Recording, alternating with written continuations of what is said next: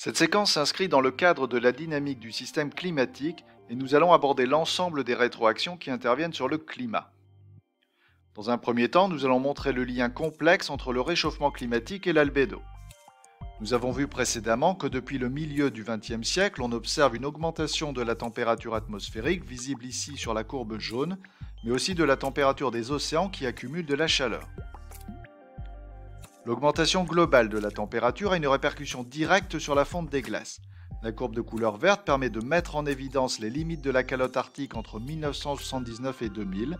La courbe jaune montre la régression de cette calotte polaire en 2005 et la courbe rouge montre l'amplification de cette régression à partir de 2007. Depuis le milieu du XXe siècle, on constate une diminution de la surface des calottes polaires, arctiques et antarctiques. Cette régression provoquée par le réchauffement climatique est de l'ordre de 5 millions de kilomètres carrés et elle est encore plus marquée au cours de la dernière décennie. Or, les calottes polaires recouvertes de neige possèdent un albédo très élevé de plus de 0,8, c'est-à-dire que 80% de la puissance solaire peut être réfléchie vers l'espace. Cette vue satellitale donne une idée de l'albédo à l'échelle de la planète, ici pour le mois d'octobre 1986, et permet de confirmer le rôle fondamental joué par la calotte antarctique au sud et la calotte arctique au nord, avec un albédo de 0,8. Nous pouvons présenter les rétroactions liées à l'albédo. Le réchauffement climatique entraîne une diminution de la surface des calottes glaciaires, qui à son tour entraîne une diminution de l'albédo terrestre, qui va entraîner un nouveau réchauffement climatique, à l'origine d'une nouvelle diminution de surface des calottes glaciaires. Le phénomène va s'auto-amplifier, c'est ce que l'on appelle une rétroaction positive. Dans un deuxième temps, nous allons montrer le lien entre le réchauffement climatique et l'effet de serre. Le dioxyde de carbone est un gaz qui possède la propriété d'absorber les infrarouges thermiques de longueur d'onde 10 micromètres. Or, il s'agit des principaux infrarouges émis par la Terre. Le dioxyde de carbone exerce donc un effet de serre très important. Lorsque la température globale augmente, le dioxyde de carbone présent dans les océans subit un dégazage et se retrouve dans l'atmosphère, ce qui amplifie l'effet de serre dû au CO2 et par voie de conséquence initie un nouveau réchauffement climatique qui va amplifier le dégazage du dioxyde de carbone à la manière d'une rétroaction positive.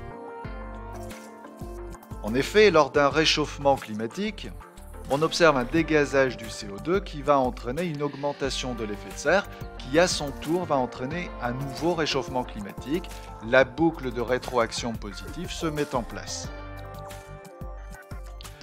L'augmentation de température est aussi responsable d'une augmentation de l'évaporation au niveau des océans, à l'origine d'une concentration en vapeur d'eau atmosphérique de plus en plus importante, à l'origine d'un effet de serre.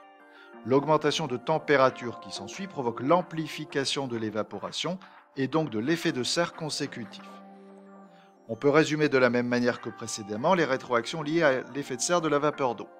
Le réchauffement climatique entraîne une augmentation de l'évaporation de l'eau des océans qui va entraîner une augmentation de l'effet de serre de la vapeur d'eau qui à son tour va entraîner un nouveau réchauffement climatique initiant une nouvelle boucle de rétroaction positive.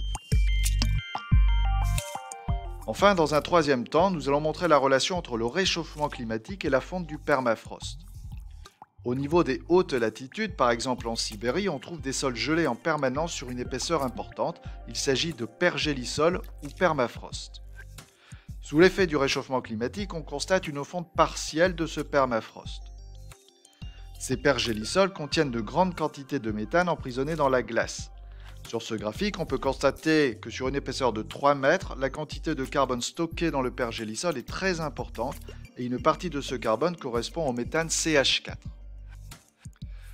L'hydrate de carbone est stable en profondeur, mais lorsque la température atmosphérique augmente, une partie se dissipe dans l'atmosphère sous forme de gaz méthane CH4. Ainsi, une augmentation de la température annuelle de moins 10 degrés à 0 degrés déstabilise l'hydrate de méthane le plus superficiel situé à moins de 250 km de profondeur. Le problème, c'est que le méthane est un gaz à effet de serre important.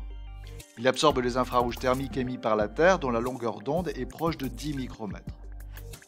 À nouveau, on peut résumer les rétroactions liées à la fonte du permafrost. Un réchauffement climatique entraîne une fonte du permafrost qui va entraîner une libération de gaz à effet de serre dans l'atmosphère. Ces gaz à effet de serre vont entraîner un réchauffement climatique qui va à son tour initier une boucle de rétroaction positive. En résumé, on peut dire que l'évolution de la température terrestre moyenne résulte de plusieurs effets amplificateurs, que l'on appelle des rétroactions positives. Il y a l'augmentation de la concentration en vapeur d'eau, qui est un gaz à effet de serre dans l'atmosphère. Il y a la décroissance de la surface couverte par les glaces et la diminution de l'albédo terrestre associée. Et enfin, il y a le dégel partiel du permafrost, provoquant une libération de gaz à effet de serre dans l'atmosphère. On peut terminer en montrant la grande complexité des rétroactions climatiques.